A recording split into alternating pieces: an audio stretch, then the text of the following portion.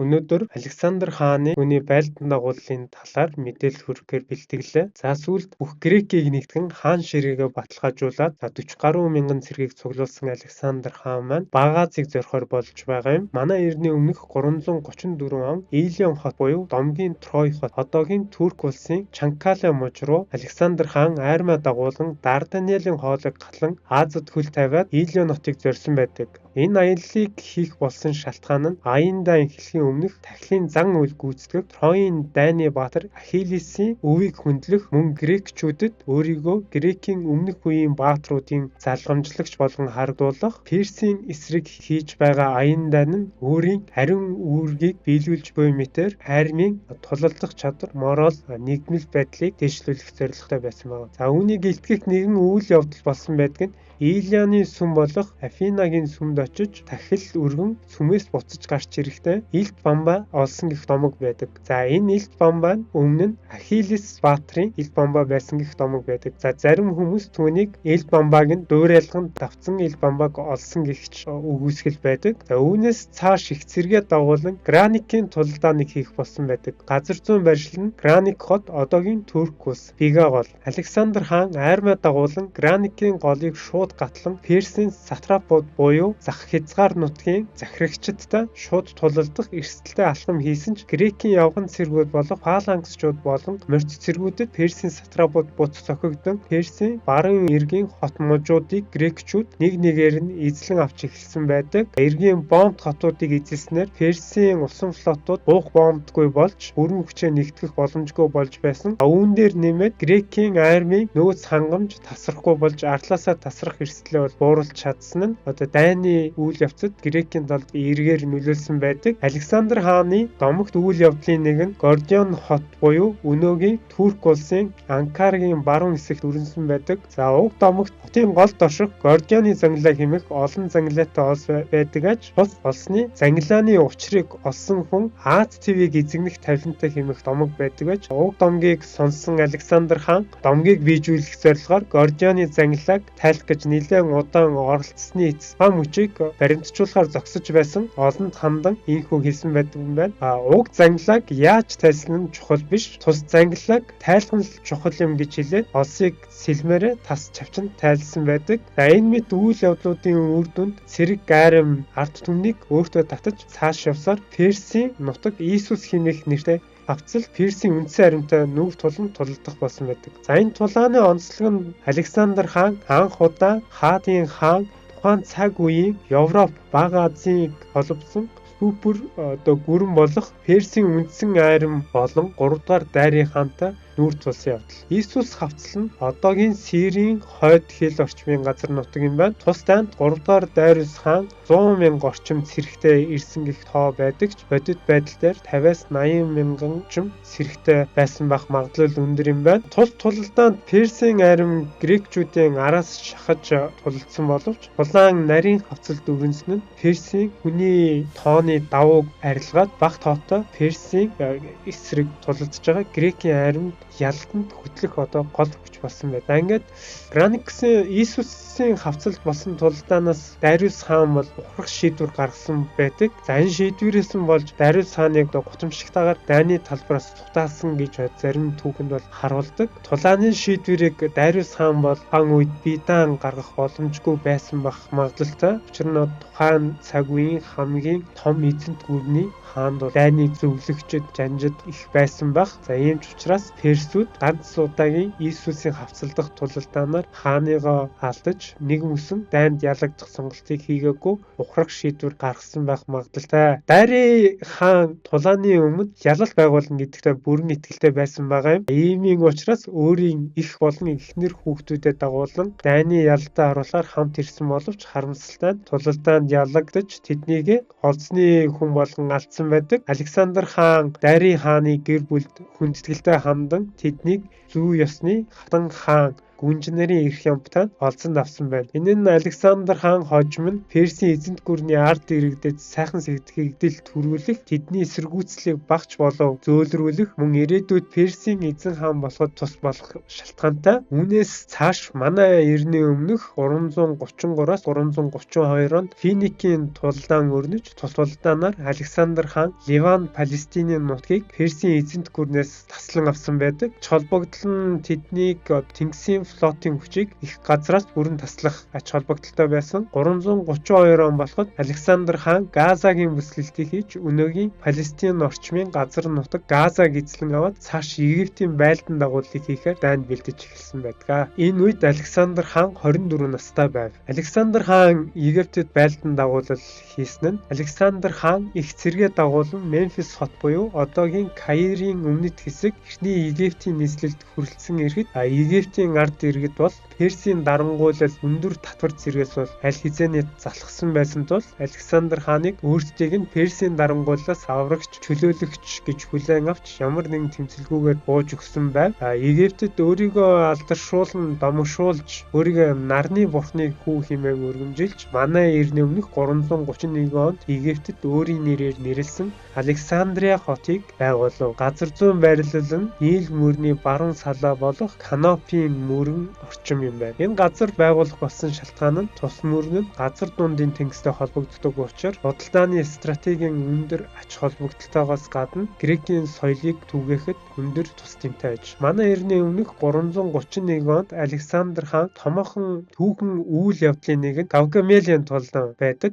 Гавгамелийн тулдаан нь одоогийн байршилд Ирак улсын Мосул хэмээх нэртэй хотын орчим юм байна. Энэ газар болсон үйл явдал бол Дариус хаан бүх хүчээ нэгтэн Александр хааныг тосон шийдвэрлэх тулалдаан хийхээр төлөвлөсөн газар байгаа. Персийн үлэмж том армийн эсрэг грекчүүд илүү хөдөлгөөнтэй хурдтай тулалдах тактик барим тулалдсанаар Персийн эзэнт гүрний нэгдсэн хүчийг уулган авч Дариус хаан зүгтэж Персийн эзэнт гүрэн шууд утгаараа грекчүүдийн мэдэлд орсон байдаг. Вавилон, Суза хотууд Александр хаан үүд хаалгаа нээж өгснөөр Александр хаан болон грекчүүд Вавилоноос Персийн Зоосны санг хяналтанд авч гайхамшигт Сузын Эрдэнсийн санг эзлэн авч маш их эд баялагийг иршэх болсон байдаг. Дариус хааны хувьд ухарч зугцаар Каспийн тэнгисийн өмнөд хэсэг өнөөгийн Иран, Туркменстаны зааг орчимд өөрийн ноёдууд түүний жанжин Бесост баривчлагдан амь насаа алдсан байдаг.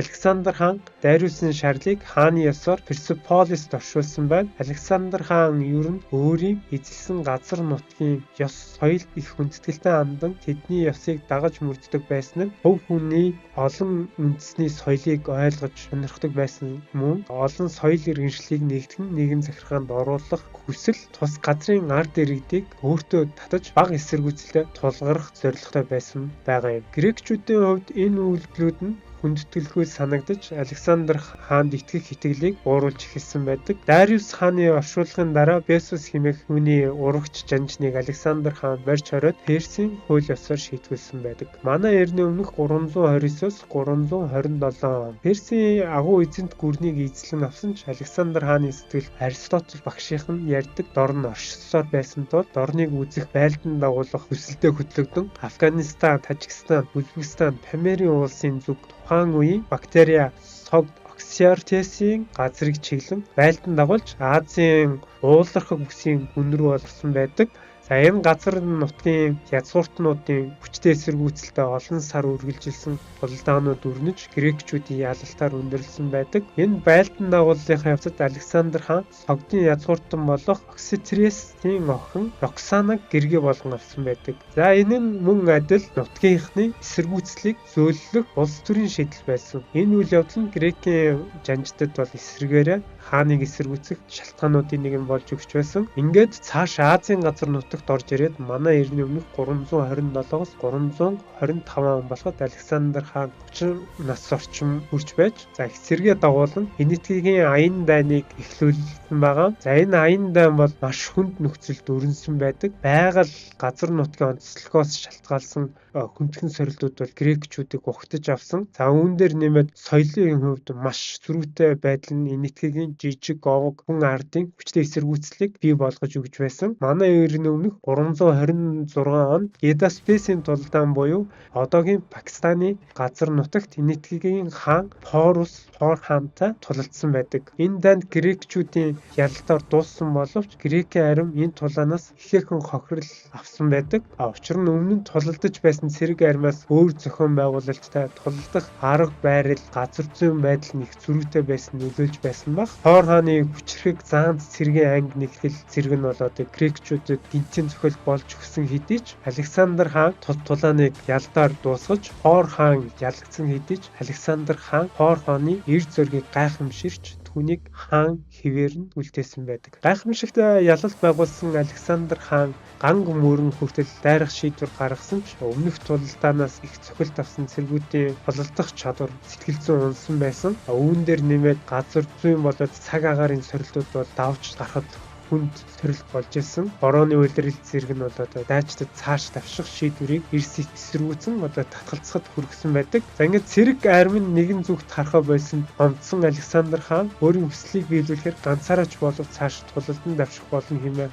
гомгсон. Түүний жанжид дайчид нь язгсаар Энэтхэгийг бүрэн эзэлж чадалгүй ухрах болсон. Тэгсэн хэдий ч тэд нэг зүйлийг тохиролцсон ухрахтаач аян дан адал явдлыг эрэлхийлэхээр тохиролцсон байдаг. Ингээд Пакистан Ираны цөлийг туулж өөрөө газраар цэргээ дагуулж буцах замыг сонгосон нь хит халуун уур амьсгалны хомсдол зэрэг нь олон цэргийн амь өргөдөх шалтгаан болсон байдаг. Манай эртний өмнөх 324-өөс 23 он болж Александр хаан Грекийн армиа дагуулan шинээр байгуулсан эзэнт гүрний нийслэл Вавилон хоттой иргэн ирсэн байдаг. Александр хаан эзэнт гүрнээ нэгтгэхээр хийсэн томоохон үйл явдлуудын нэг нь Грек цэргүүдийг Перс цэргүүдтэй нэгтгэх зорилгоор 10,000 гаруй цэргүүдийг Персүүдтэй гэрлүүлсэн үйл явдал болсон байдаг. За манай эртний өмнөх 323 он болж Александр хаан 32 нас хүрээд Вавилон нотлох ордондоо хүчээр битүүлгээр нас барсан байдаг. За түүхэнд олон тамга байдаг. Тэдний нэг нь бол хүчтэй хордлого,